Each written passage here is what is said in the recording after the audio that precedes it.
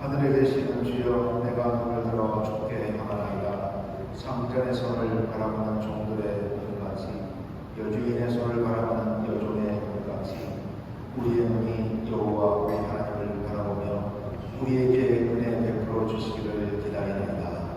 여호와여, 우리의 연애를 베푸시고 또 은혜를 베푸소서.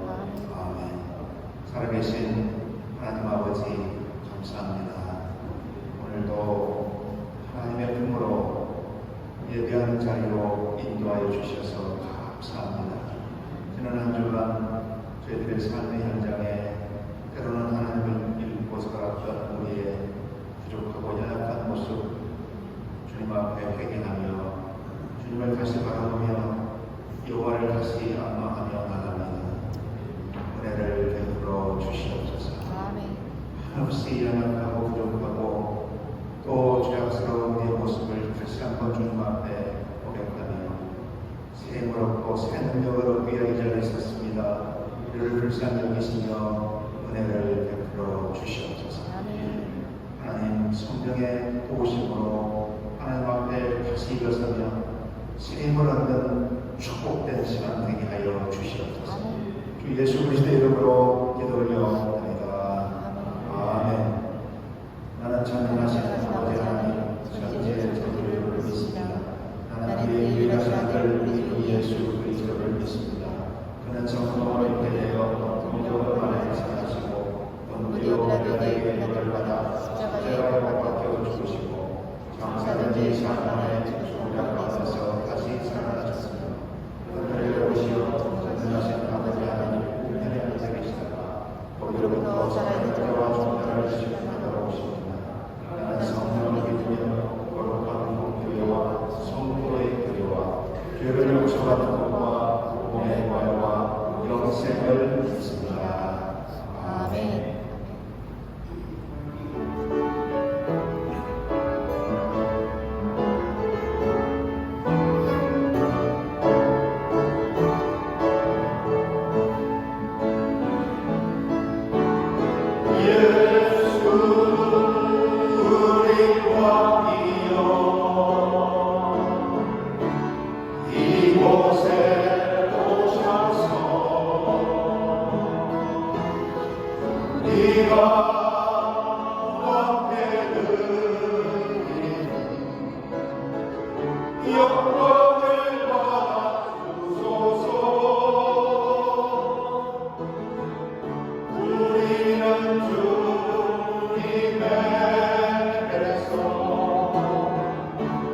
우리는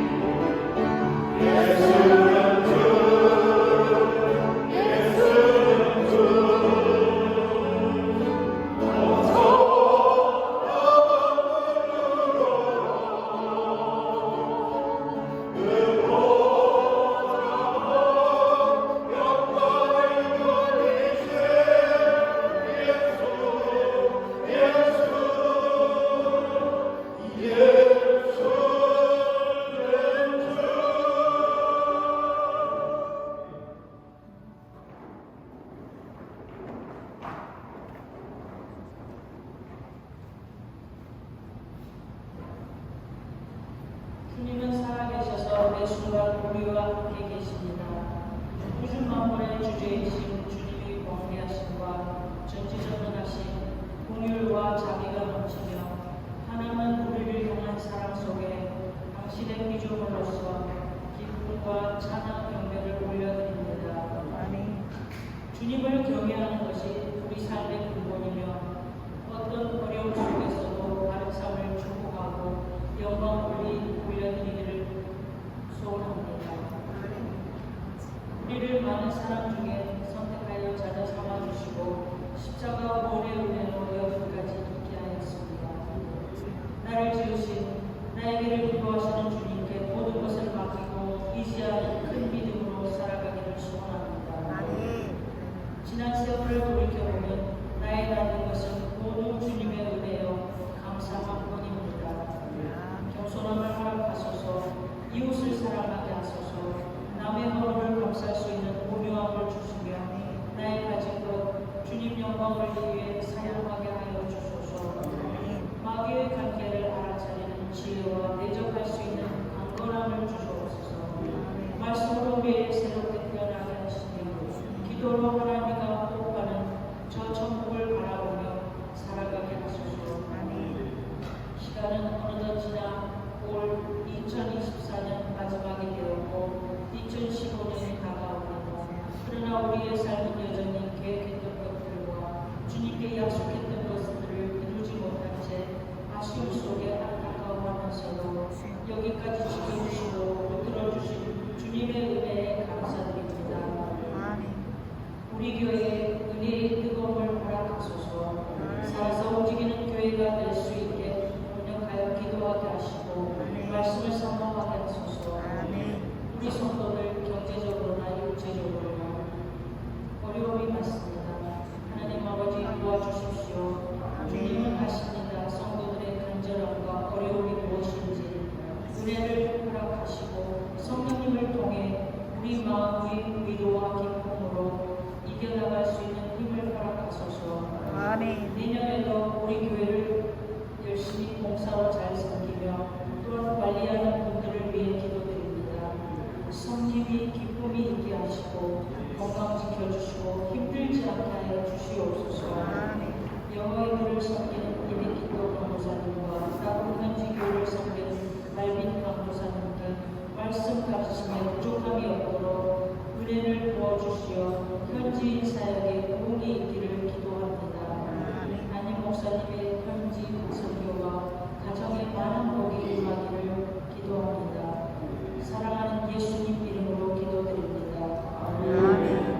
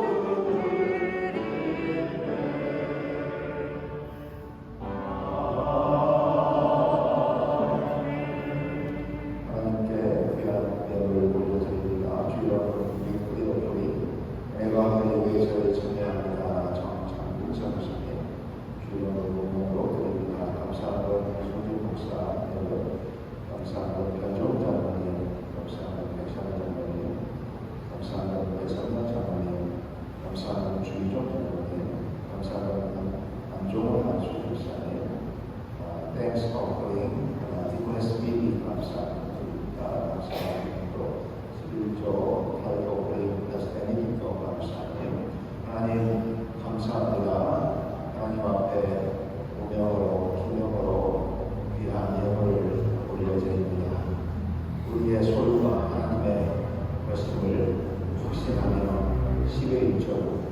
선배 현장에 감사한 마음으로 감사와 주의로 올려드립니다. 이 예물을 드린 하나님의 백성들 주께서 부여 살펴주시고 또한 모든 일들 속에 주님의 은혜가 충만케 하여 주시옵소서. 특히 우리 사랑하는 성도들 모두에게 은혜의 은혜를 부어주시고 하는 일들이 잘되는 축복을 허락하여 주시옵소서. 주 예수 그리스도의 이름으로 기도드리옵나이다. 아멘.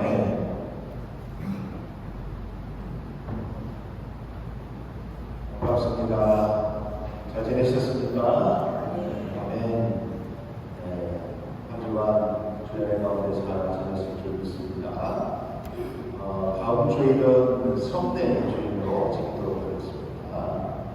Next Sunday, so we will celebrate or we will have Holy 하면 특별히 한 주간 동안에 마지막 주간에 여러분들이 기도하는 가운데 우리 신앙을 다시 한번 되돌아볼 수 있는 그런 귀한 시간이 됐으면 참 좋겠고요. 어느덧 이번 장 기도대로 이제 올해도 다 지나고 한 달밖에 남지 않았습니다. 이번 주까지 6주 제티오를 나갔는데요. 한 해를 마무리하면서 하나님 앞에 우리 신앙을 되돌아보고 또 2025년을 준비하는 여러분이 계시면 감사하겠습니다. 만나교회 3주년 설립 감사회에 지난주 방송으로 12월 15일 예배하는 시간을 갖도록 하겠습니다. 기도해 주시고 또 설립 감사회와 더불어서 크리스마스 셀레브레이션을 드리겠습니다. 함께 동참해 주시면 감사하겠습니다. 우리 정원 친구 같은데 일하시나요? 우리 희창 친구구나. 희창이라고 친구. So, can I acknowledge our Filipina friends? Please stand for this.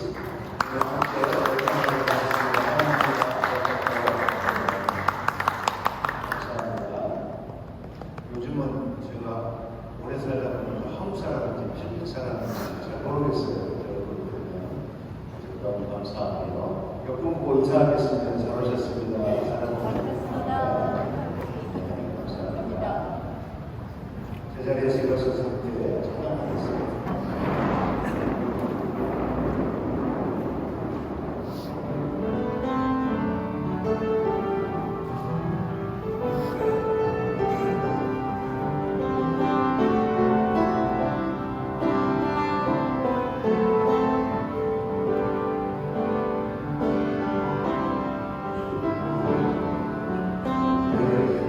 주께와 오니 날 세워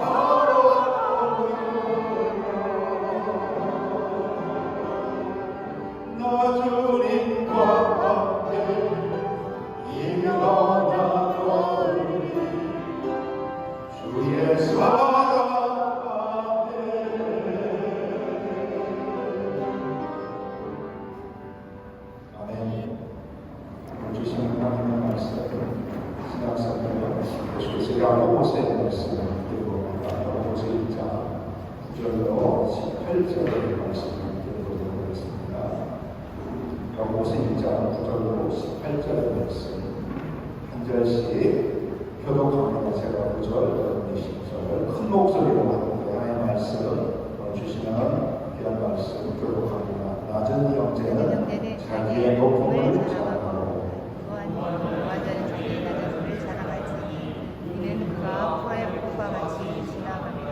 해가 돋고 뜨거운 바람으로 풀을 말리면 꽃이 떨어져 그 모양의 아름다움이 없어지나니 구한자도 그 행한 일에 이와 같이 수상하리라. 시험을 삼는 자는 복이 있나니 이는 시련을 견디어낸 자가 주께서 자기를 사랑하는 자들에게 약속하시고 생명의 멸류관을 얻을 것이기 때문에 사람이 시험을 받을 때 내가 하나님께 시험을 받는다 하지 말지니 하나님은 악에게 시험을 받지도 아니하시고 친히 아무도 시험하지 아니하십니다. 오직 각 사람이 시험을 받는 것은 자기 욕심에 끌려 미혹되니 욕심이 인간의 죄를 낳고 죄가 적성한즉 사망을 낳느니라. 내 사랑하는 형제들아 죽지 마라. 온갖 좋은 은사와 온전한 선물이 다 위로부터 빛들의 아버지께로부터 내려오나니 그는 변함도 없으시고 배전하는 그림자도 없으시니라. 그가 우리 중에 우리로 하는 첫 열매가 되게 하시려고 자기의 뜻을 따라 진리의 말씀으로 우리를 낳으셨느니라. 아멘. 오늘도 야고보서의 말씀, 하나님의 말씀 가운데 은혜의 시간 되시기를 주의 이름으로 축원합니다. 성령의 도우심 가운데 마음을 여시고 그 말씀이 여러분의 삶의 현장에 귀하게 역사하기를 주의 이름으로 축원합니다. 오늘 말씀은 우리가 현실적인 삶 속에서 시간을 가진 사람으로서 마주하는 실제적인 이해와 실제적인 시각에 대해서 말씀하고 있습니다. 특별히 제가 지금 3주째 야고보서의 말씀을 다루고 있는데 야고보서는 다른 서신들보다 공동서신 중에 우리의 삶의 현실적인 문제에 대해서 신앙인으로서 어떻게 그 문제들을 대응하고 그 문제들을 헤쳐나갈까에 대한 하나님의 말씀을 우리에게 주어주고 있습니다. 오늘은 특별히 가난과 부함에 대한 말씀을 가지고 야고보서는 우리에게 말씀을 주고 있는데요. 가난하고 싶은 분이 있을까요? 저를 비롯해서 우리 모두는 가난하고 싶지 않을 겁니다. 모두가 좀 더 여유롭게 살기를 원하죠. 특별히 은퇴한 이후에 삶이 좀 더 준비 나아갈 때까지 넉넉하지는 않지만 가난하고 싶지는 않다라고 다들 이야기합니다. 그런데 현실은 모든 분들이 가난하지도 않고 모든 분들이 부유하지도 않다는 사실이죠. 이 시대를 막론하고 지금 21세기뿐만 아니라 모든 시대에 우리 인간사회 동서동을 막론하고 사회 현상을 보면 무슨 현상이 존재하냐 하면 빈부의 차이가 존재하고 있습니다. 신앙인이라고 해서 예외가 아닙니다. 예수를 믿으면 내가 믿음 생활을 시작하면 모든 신앙인들이 다 부자가 돼서 부유한 삶을 사는 게 아니라는 것이 그 야고보서의 말씀에 모든 신앙인이 잘 사는 게 아니고 어떤 신앙인은 가난한 자가 있다고 이야기하죠. 낮은 형제라고 이야기하는데요. 반면에 어떤 신앙인들은 부한 자가 있다고 이야기합니다. 믿음 생활을 하면서 동일하게 겪는 문제는 부의 문제, 좀 학교에서 이야기하면 신분의 차이의 문제인 것 같습니다. 아마도 야고보 시대에도 신앙인들에게 동일한 천상이 있었던 것 같은데요.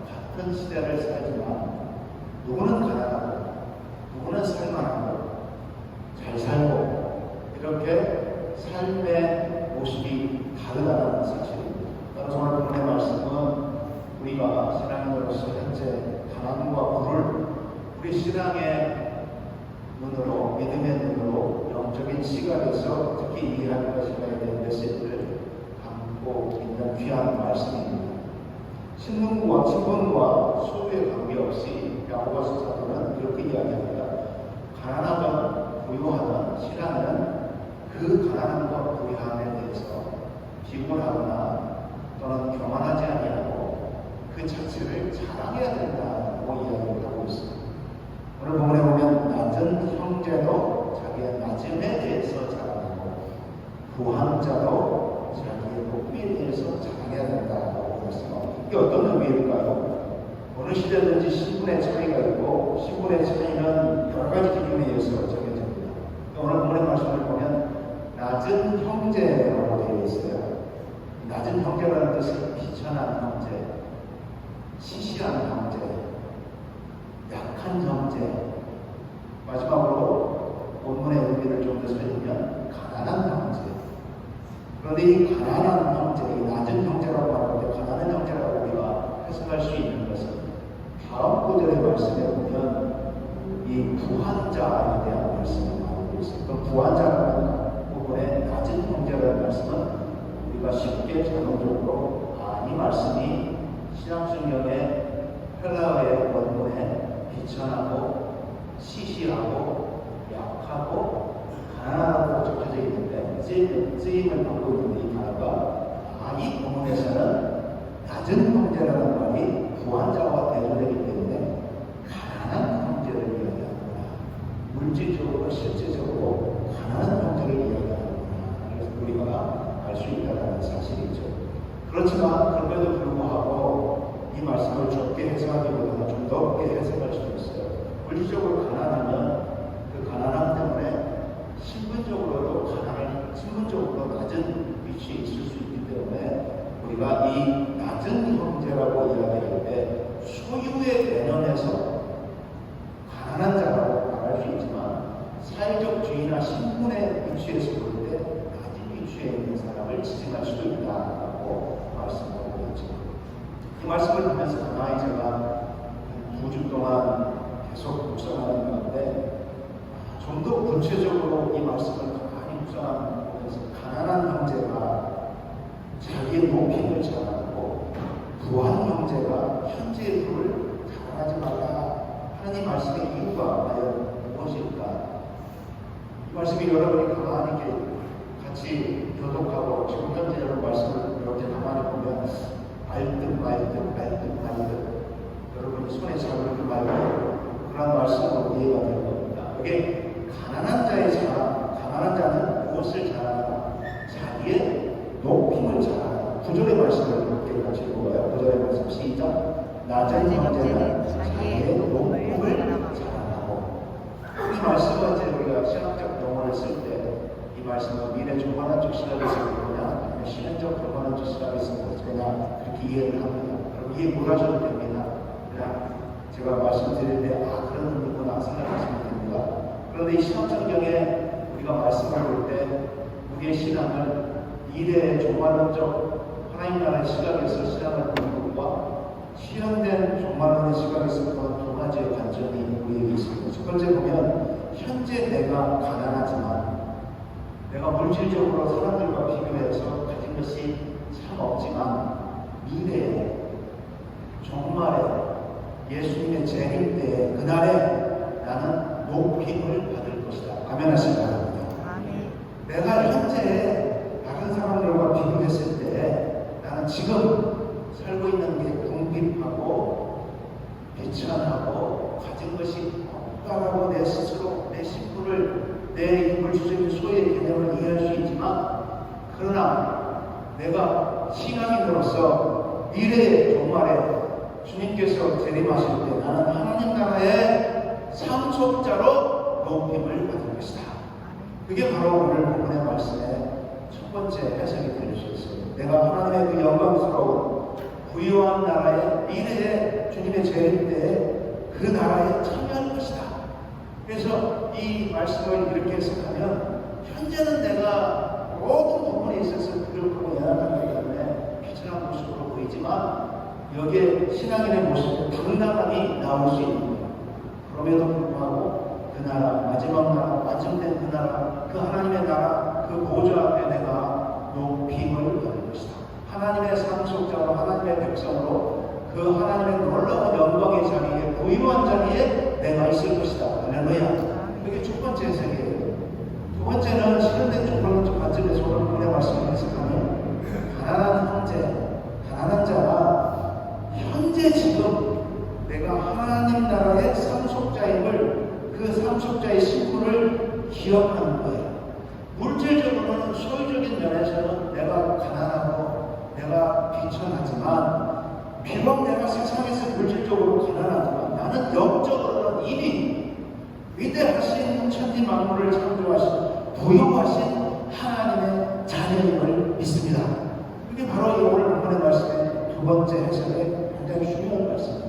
그래서 종말에 가서 그렇게 된다는 것이 아니라 미래에 가서 그렇게 내가 높임을 받는 것이 아니라 지금 현재 내 신분이 예수 그리스도를 믿음으로 내가 하나님의 자녀, 하나님의 백성, 하나님의 상속자, 하나님 나라에 들어가는 이 영광스러운 특권을 누린 나임을 기억한다면 비록 내가 세상에서 물질적으로도 가난한 사람이지만 하나님께서 이미 나를 높여 그 하나님의 영광의 나라의 자리에 올리셨고 지금 현재 새로운 위엄과 명예로 지금 하나님께서 그 멸류관을 씌워주셨다는 실현적 종말론을 갖게 된다는 것이죠. 이 실현적 종말론적 관점에서 보면 내가 비록 가난하지만 내 영적인 관점에서 볼 때 나는 이미 부자야. 나는 이미 부유한 사람이야. 왜? 나는 이미 영광스러운 하나님의 그 보좌의 자리에 앉게 된다는 사실이죠. 믿으시면 아멘 하시길 바랍니다. 이 말씀을 이제 보려면 시간이 많이 걸리기 때문에 축소해서 말씀드리면 누가복음 17장 20절에서 21절에 이런 말씀이 있어요. 같이 읽어볼까요? 시작. 바리새인들이 하나님 나라가 어디에 임하나이까 묻거늘 예수께서 대답하여 이르시되 하나님의 나라는 볼 수 있게 임하는 것이 아니고 또 여기 있다 저기 있다 하나님의 나라는 너희 안에 있느니라. 예수 그리스도를 영접한 사람은 하나님의 나라가 여러분의 소유임을 믿으시기를 주의로 축원합니다.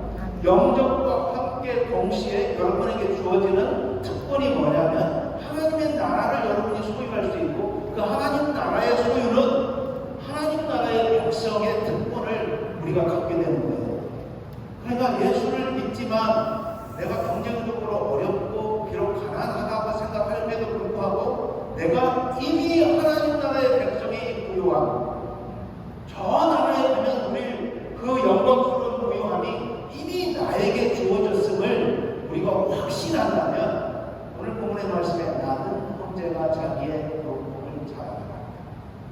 내가 어떤 존재이고 어떤 신분인가를 다시 한번 기억할 때 현재 물질적인 조금 부족하고 열악하니 그것 때문에 남과의 질투와 시기와 그것 때문에 내가 비굴하게 내 모습이 초라해지는 것이 아니라 감당할 수 있다는 거예요. 로마서 8장 16절 17절의 말 사도 바울은 아주 명확하게 이야기합니다. 한번 같이 읽겠습니다. 시작. 성령이 친히 우리의 영과 더불어 우리가 하나님의 자녀인 것을 증언하시니 자녀는 또한 상속자와 하나님의 상속자요 그리스도와 함께한 상속자니 우리가 그와 함께 영광을 받기 위하여 하나님과 함께 받아야 할 것입니다. 신앙이 비록 가난하지만 가난 때문에 비굴하지 않고 위축되지 않고 좁히게 되지 않고 당당하게 살 수 있는 것은 이미 우리가 하나님의 자녀요 하나님의 상속자임을 우리가 그리스도와 함께 상속자임을 믿기 때문에 여러분이 이 땅에 살면서 우리의 가짐과 가지지 못함에 대해서 우리가 그 차이에 대해서 비굴한 마음을 갖는 것이 아니라 하나님의 부유한 하나님의 백성을 믿고 하나님께 감사하며 나가는 여러분 되시기를 주의 이름으로 축원합니다. 두 번째 말씀이 있어요. 두 번째 말씀은 부한자가 낮아짐을 자랑하라 라고 말씀하고 있습니다. 10절에 12절의 말씀인데 10절 말씀을 먼저 보겠습니다. 함께 같이 읽습니다. 시작. 부한자는 자기의 낮아짐을 자랑하지 이는 그가 풀의 꽃과 같이 지나갑니다. 부한자는 무엇을 자랑하라고요? 자기의 낮아짐을 자랑하라 라고 말씀합니다. 여기에서 부한자가 자기의 낮아짐을 자랑하는 것은 몇 가지 해석이 있는데 여러분이 3절, 4절의 시련에 대한 말씀과 다음에 12절 이하의 또 시련의 시험에 대한 말씀을 이 본문, 오늘 본문 앞뒤의 본문에서 시험을 다루고 있는, 시련을 다루고 있는 말씀을 볼 때 첫 번째, 부한자가 자기 낮아짐을 자랑한다라는 이야기인데 아마도 예수를 믿었던 크리스찬 중에 라고 시대에 잘 살았던 부한자가 갑자기 예수 믿는 것 때문에 로마 제국의 핍박으로 말미암아 고난을 당하게 됩니다. 핍박을 당하게 됩니다. 갑자기 자기의 자신이 비천한 상태가 되었음을 말하고 있는 것 같아요.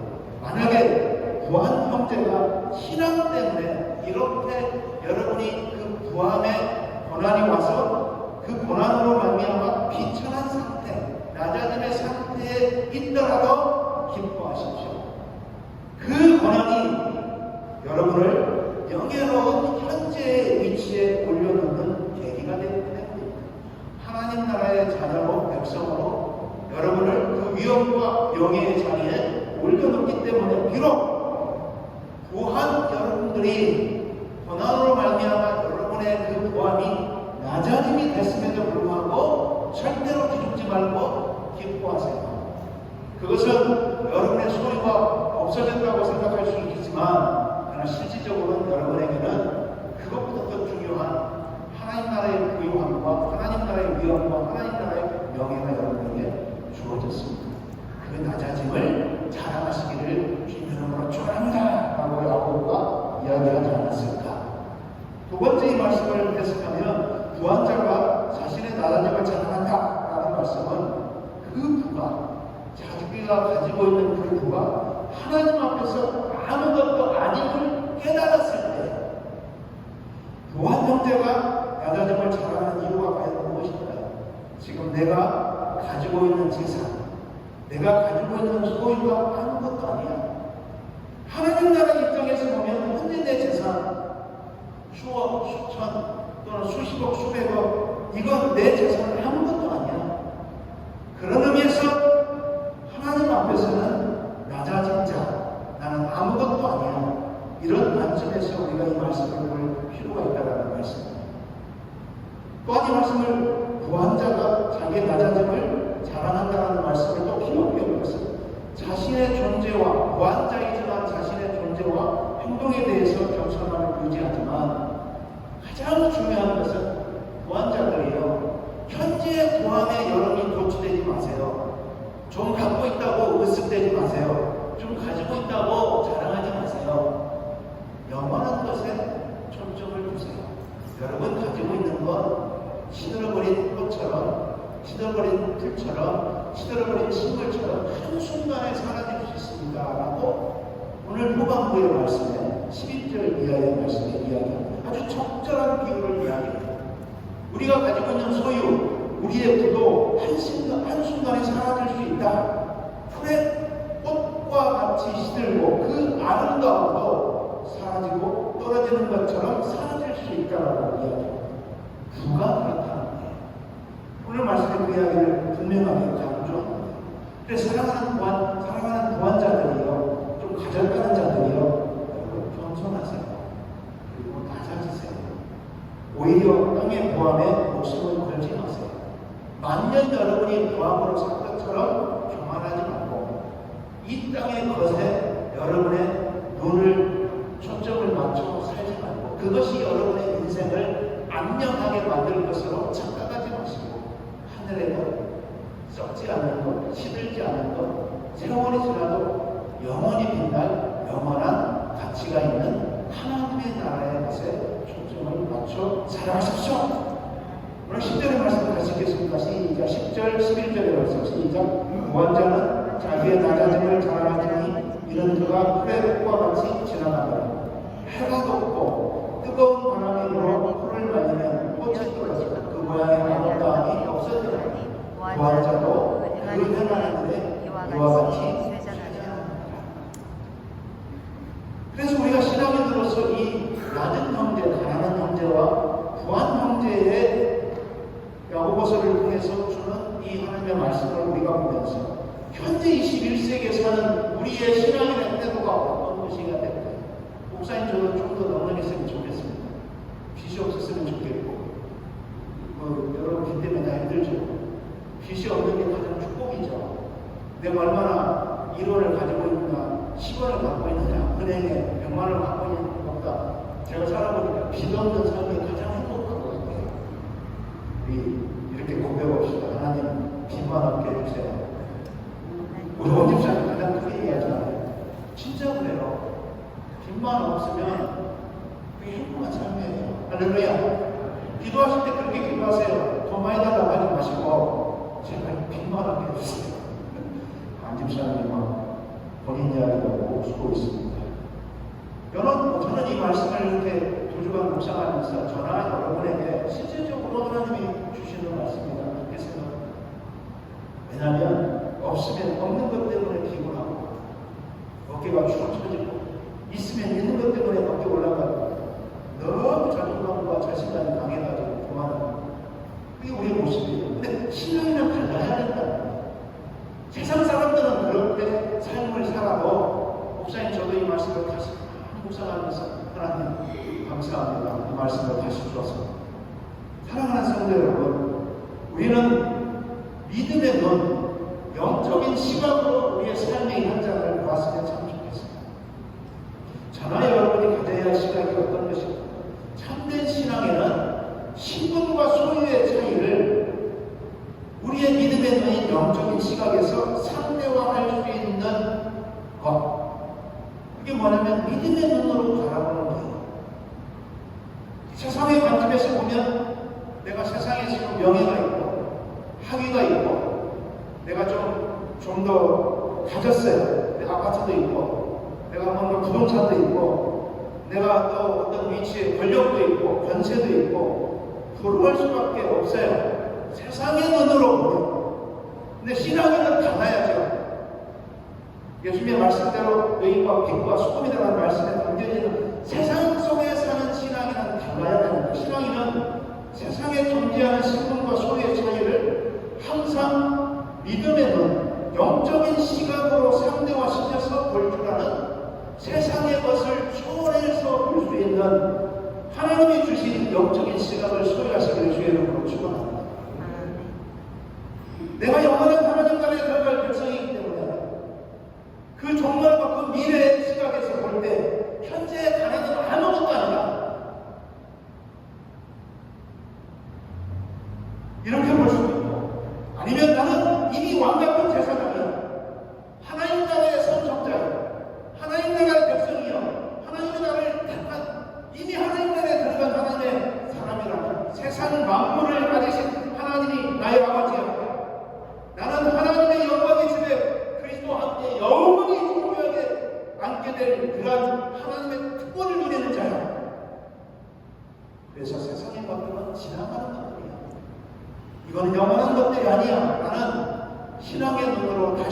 일어서는 여러분 되시기를 주의 이름으로 축원합니다.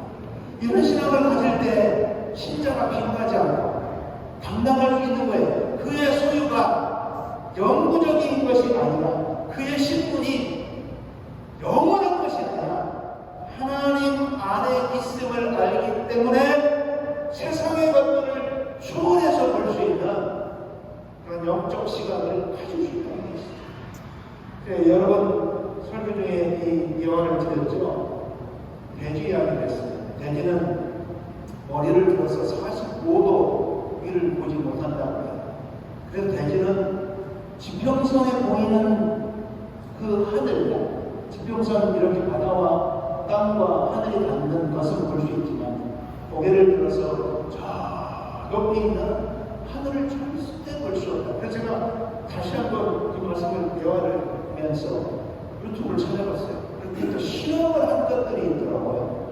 똑같은 실험. 돼지가 왜 45도 이상을 보지 못하고 땅만 보다가 하다가 그가 내 마지막 인생을 마치는가에 대한 수의학계에서 유튜브 몇 개를 이렇게 한국 분들이 실험을 했어요. 그래서 어려운 말이 있었어요. 돼지의 후두 관절은 척추와 연결되어 있다. 뒤통수와 척추와 붙어있기 때문이다. 20번 후두 관절 무기와 23번 관절 무기가 1번 척추와 2번 척추에 맞닿아 있기 때문에 절대로 돼지는 45도 이상을 보지 못하고 그 생애를 마감하는 것이다. 사랑하는 성도 여러분, 영적 시각으로 여러분의 삶을 다시 재해석하고 영적 시각으로 여러분의 삶을 이해하고 신앙의 눈으로 믿음의 눈으로 일어서기를 주의 이름으로 축원합니다. 신자가 부유해도 교만하지 않고 겸손할 수 있는 것, 그 부유한 신자가 지닌 현재의 부가 하나님 앞에서는 아무것도 아니다. 그 부한 신자의 참된 가치는 어디 안에 있어요? 그 부 안에 있는 것이 아니라, 그 소유 안에 있는 것이 아니라 하나님 안에 있는 것. 지금 내가 가난해도 비굴하지 않고 당당할 수 있고 부해도 절대로 교만하지 않을 수 있는 것. 지금 가난해도 하나님의 자녀로만 우리가 살 수 있다면 하나님의 종기자로 여김을 받을 것이고 하나님의 나라, 그 왕의 나라에 그리스도와 함께 왕국으로 갈 것이라는 철저한 그리스도인의 이 가치관. 이게 신앙인이 가져야 할 가치관임을 믿습니다. 그래서 가난해도 당당함이 있고 부한 자는 겸손함이 있다. 이 조화가 우리에게 필요한 것이다. 부한 자는 가난한 자들을 존중하고 존귀해주고 우리 모두가 내가 부하기 때문에 특별하게 하나님의 형상에 나를 특별하게 받는 게 아니라 가난한 자나 부한 자나 다 하나님의 영광스러운 형상임을 우리가 깨닫기 때문에 조만한 시험에서 보면 부한 자도 풀이 마르고 꽃이 씻는 것처럼 결국 죄장할 것이다.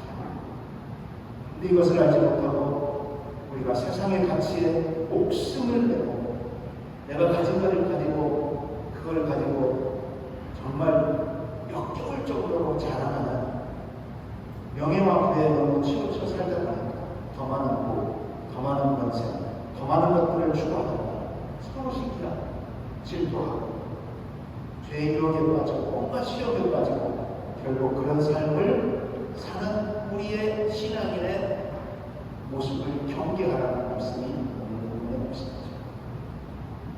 오늘 본의 말씀에 보면 이렇게 말씀을 12절에서 18절의 말씀에 결론을 내립니다.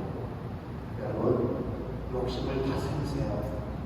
그리고 다시 신앙인의 정체성을 회복하시기 바랍니다.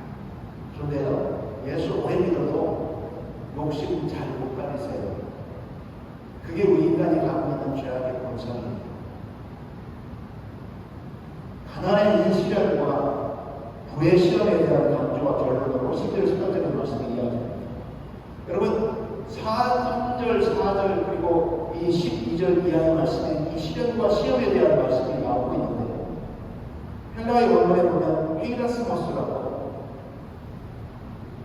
우리는 영어로 트라이얼 또는 템테이션이라고 이렇게 표현하는데 원문은 똑같은 말을 써요. 시련과 시험을 하나의 단어인 이 페이라스모스라는 단어로 사용하고 있습니다. 그러니까 이 시련과 시험이 갖는 의미가 동일함을 우리에게 말씀하고 있다고 말씀합니다. 내가 시험을 받을 때, 내가 하나님께 시험을 받는다고 절대로 생각하지 말고, 오늘 본문의 말씀을 강조하죠. 하나님은 죄를 짓도록 혹은 죄로 유혹하는 분이 아니기 때문이다. 사람이 무엇이든지 죄의 유혹으로 인하여 생긴 것, 즉 자기의 욕심 때문에 시험받고 있습니다. 하나님이 우리를 시험해서 우리에게 문제가 생긴 것이 아니라 우리의 문제의 대부분은 오늘 본문의 야고보서는 뭐라고 이야기해요? 당신들의 욕심 때문에 생긴 것입니다.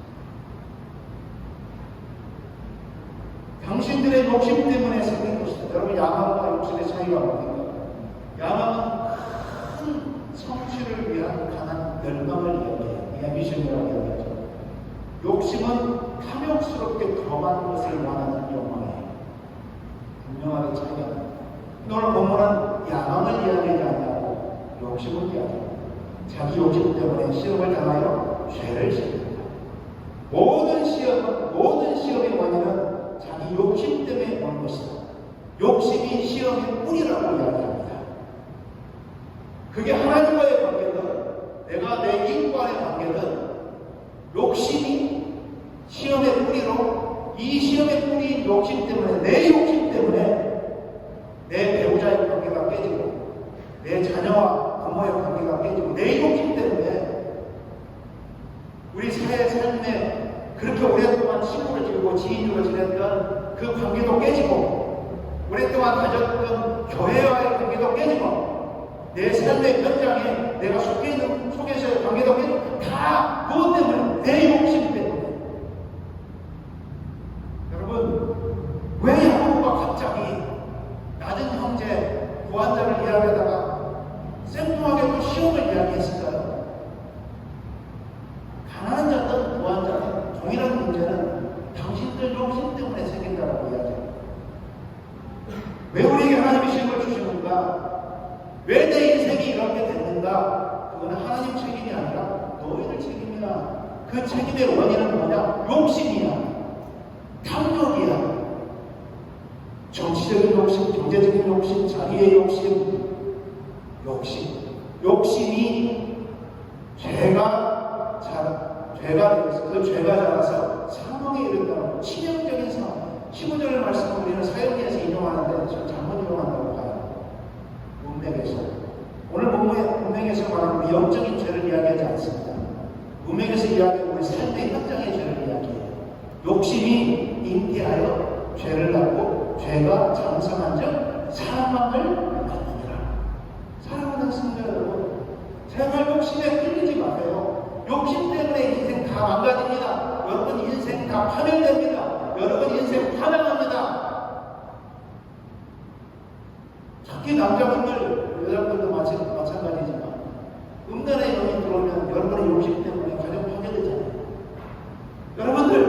여러분들의 욕심이 지나치면 그렇게 가까웠던 교회 교인도 지인도 여러분의 욕심 때문에 그 조그마한 이익과 사익과 그 욕심 때문에 그 정말 톡톡했던 관계도 영원히 끊어져 버리는 사망과 같은 여러분의 욕심이 죄가 되어 죄가 막 자라가지고 여러분 인생 끝장냅니다.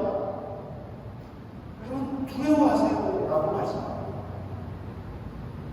사랑하는 성도 여러분, 땅의 것, 욕심에 끌리는 것을 추구하지 말고 하나님의 지혜를 쫓아 하늘의 것을 쫓아가는 여러분 되시기를 주의 이름으로 축원합니다.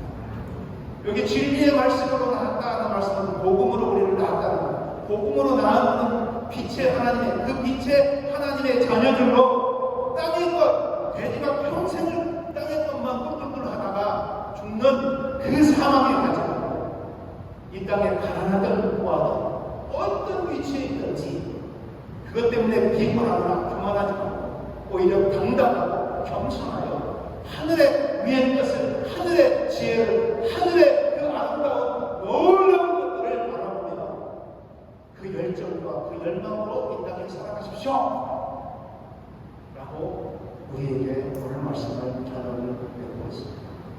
마지막 결론의 말씀 골로새서 3장 1절에서 6절의 말씀을 읽겠습니다.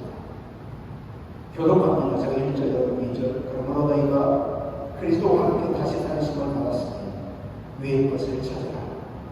거기는 그리스도께서 하나님의 우편에 앉아 계십니다. 위의 것을 생각하고 땅의 것을 생각하지 말라. 이는 너희가 죽었고 너희 생명이 그리스도와 함께 하나님 안에 감추었습니다. 우리 생명이신 그리스도께서 나타나실 그때에 너희도 그와 함께 영광 중에 나타나리라. 그러므로 땅에 있는 지체를 죽이라. 곧 음란과 부정과 사욕과 악한 정욕과 탐심은 우상숭배이다. 이것들로 말미암아 하나님의 진노가 우리 사랑하는 성도 여러분, 이 말씀을 우리가 주의 말씀으로 오늘 아침에 받아들인다면 아멘으로 받아가시기를 주여로 축원합니다. 아멘. 제자리에서 다 일어서셔서 함께 찬양하겠습니다.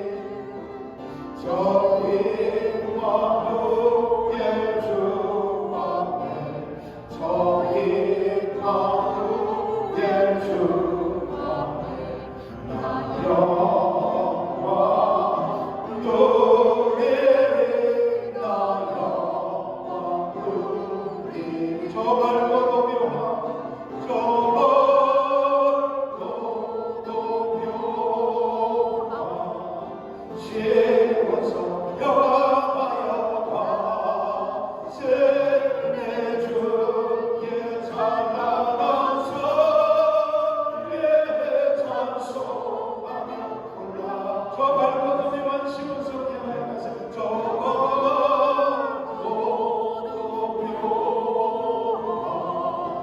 지워서 영화여 내 주의 찬란한 선에 찬송하며 올라가세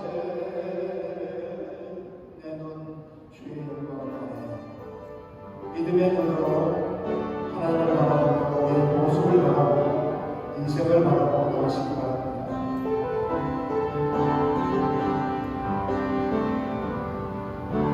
내 눈 주의 영광을 보네 우리 가운데 계신 주님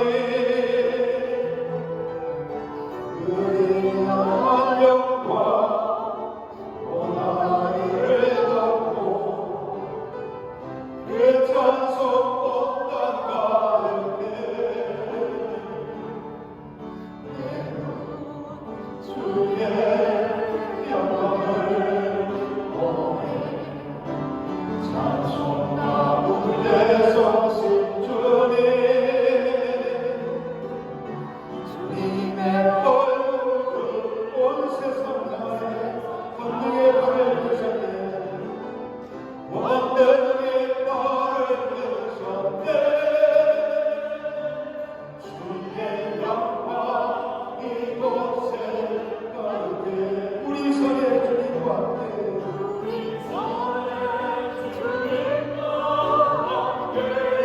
찬양하며 우리는 전쟁하고 모든 열방 죽을 때까지 모든 열방 주의 영광 이곳에 가득해 우리 손에 주님과 함께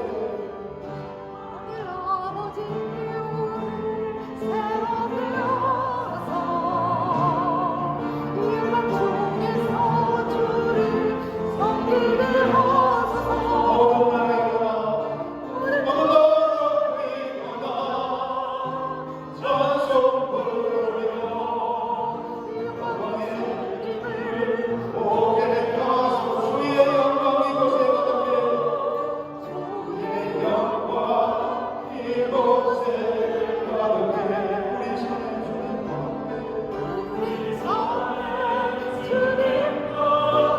아멘. 진정하며 우리는 전진하고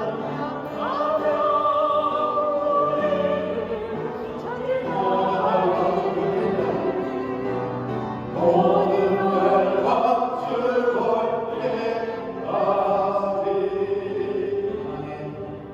감사합니다. 참 우리의 모습을 보면 하나님 우리를 얼마나 한심스러워할까. 그럼에도 불구하고 정히 생각하신 하나님을 찾는 하나님 말씀 가운데 거하게 하여 주시옵소서.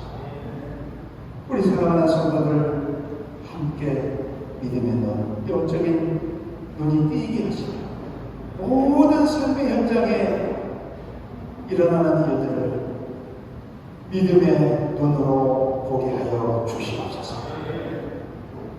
이제는 우리 주 예수 그리스도의 영광 하나님 아버지의 원하신 사랑하심 성령 하나님의 감사함으로 축복 평강 사랑하는 귀한 성도들 가정 위에 하는 모든 이제부터 만나러 함께 있을지어다.